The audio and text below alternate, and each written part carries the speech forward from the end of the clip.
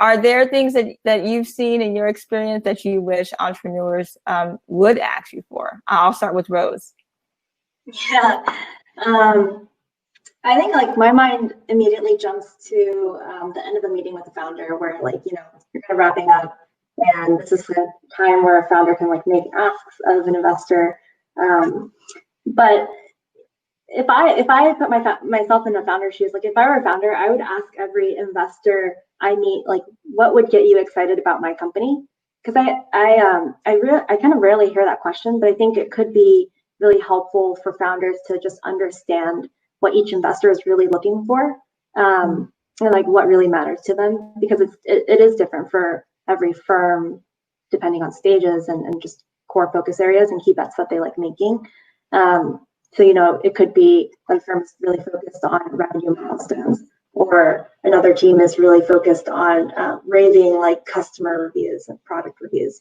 So that's a question that I think founders just, you have the time with investors, like put the pressure back on us and ask us that question so that, you know what you're kind of solving for if you want to work with that person, and also, what that person has a heavy focus on when they're evaluating your company.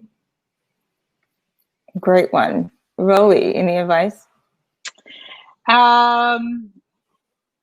No, I mean, I think that's a really good question, Rose, in terms of what a founder can be asking an investor. I think one question that has always surprised me when a founder asks and feel like it could be something that becomes standard is really a question around not only how do you really help me be successful or build my company be successful in terms of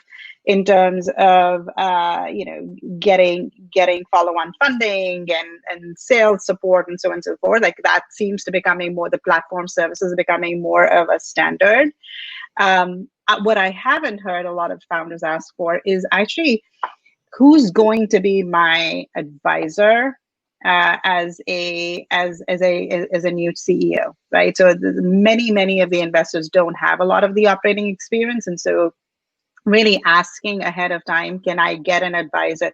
Do you have a list of people that you would be able to bring on as advisors as I'm bringing, as I'm growing the company at different stages? And so oftentimes that isn't a question that's being asked, and I think some of the founders are starting to ask, and I feel that makes a huge difference because, like I said, it is quite up and down and sideways of a journey of an entrepreneur, and so the more people they can lean in, the better.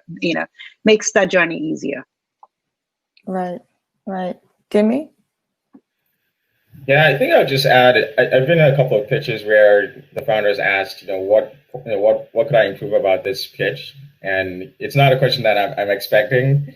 All the time as an investor, and it's a little bit awkward because you don't want to say anything that's that might offend the person on the other side of the conversation. But I think I do think it's a good question for founders to ask, especially if you're early on in the pitch and you're still honing the pitch. And this is probably something you see by the early stages where it might be someone's first time of raising capital, and it allows me as an investor to really just take a step back and really kind of give them some feedback on, the story, on the parts of it that are clear to me, on the parts of it that may not be clear.